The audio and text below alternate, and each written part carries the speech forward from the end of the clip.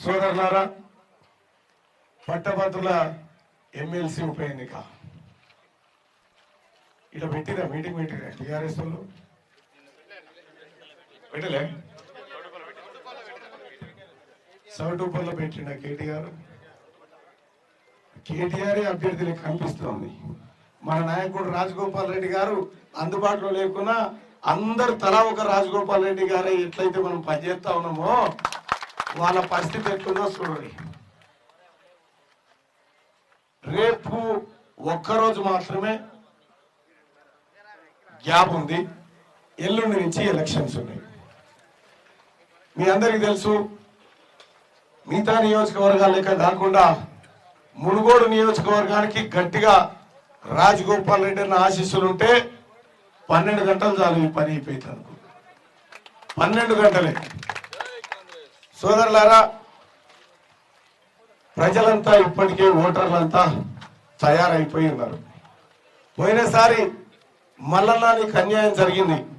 మల్లన్న పల్లా రాజేశ్వర రెడ్డి బోగసోట్లతోని గట్టెక్కిండు.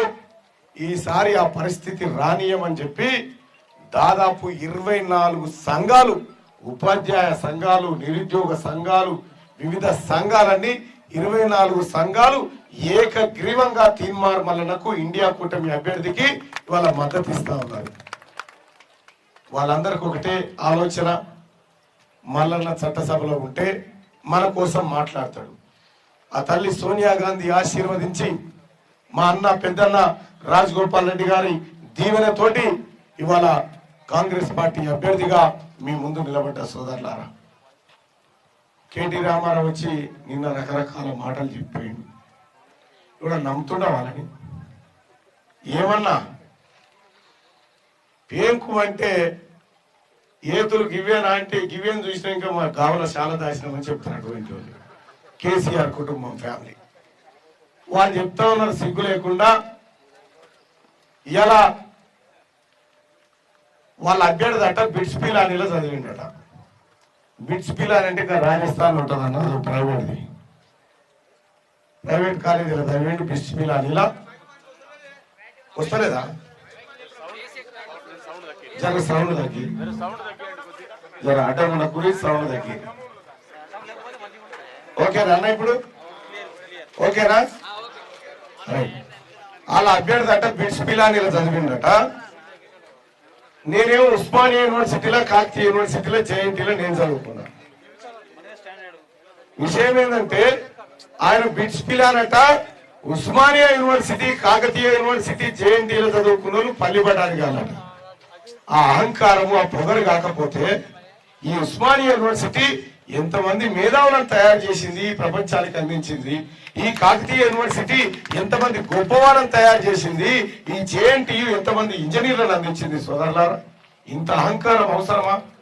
ఇంకా ఇదే తెలంగాణ ఉద్యమం ఆ రోజు Osmania university, Kakatiya university, JNTU కనుక లేకపోతే, వాళ్ళ విద్యార్థి ఉద్యమ నాయకులు లేకపోతే ఇలా ఎట్లా ఉండే తెలంగాణ రాష్ట్రం వచ్చేదన్న? పార్లమెంట్ మెట్ల మీద పేగులు దిగబట్టు నిలబడి కొట్లాడిన రాజగోపాల్ రెడ్డి అన్న గడ్డ మీదకెళ్ళి కదా మనం చెప్తున్నటువంటి మాట ఇది. సోదరులారా, ఈ ఉస్మానియా యూనివర్సిటీలో ఇదే మునుగోడులో మిత్రుడు పున్నా కైలాస్ నేత ఆయన ఉస్మానియా యూనివర్సిటీలో ఉండే ఉద్యోగం చేసిండు. ఆ రోజు మేమంతా మీడియా సోదరులుగా అక్కడ కవరేజ్ లో ఉన్నాం. ఓవైపు ఢిల్లీలో ఉద్యమం, కాంగ్రెస్ పార్టీ ఎంపీలది, ఓవైపు ఉస్మానియా యూనివర్సిటీలో ఇక్కడ ఉద్యమం. ఈ ఉద్యమాలు చేస్తున్నటువంటి క్రమంలో ఈ బిట్స్ పిల్లని ఎడబన్నాడు సార్. ఉన్నాడా? లేడు.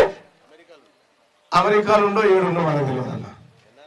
ఇప్పుడు తీన్మార్ మల్లన్నని కాంగ్రెస్ పార్టీ ఇండియా కూటమి అభ్యర్థిగా నిలబెట్టాగానే బీఆర్ఎస్ పార్టీ వారు నువ్వు నిలబడమంటే నువ్వు నిలబడు, నాకు వద్దంటే నాకు వద్దు. ఆఖరికి ఆ పోరని పట్టుకొచ్చారు. పోరని పట్టుకొని దింపుతా ఉన్నారు. దుర్గమ్మ గుడి చుట్టూ బక్క మేక దింపినట్టు దింపుతా ఉన్నారు. కైకి 27 తారీఖు నాడు వచ్చిందే ఇవ్వతాను కథ. సోదరులారా, నువ్వు ఏం చేస్తావో చెప్పి అడగాలి ఓట్లు. కాంగ్రెస్ పార్టీ ఈ ప్రజలకు, పట్టభద్రులకు, ఈ ఉద్యోగస్తులకు, ఈ రిటైర్ వాళ్లకు ఏం చేస్తుందో క్లియర్ గా తన మేనిఫెస్టోలో పెట్టి ప్రజా ఆమోదం పొంది గెలిచింది కదా.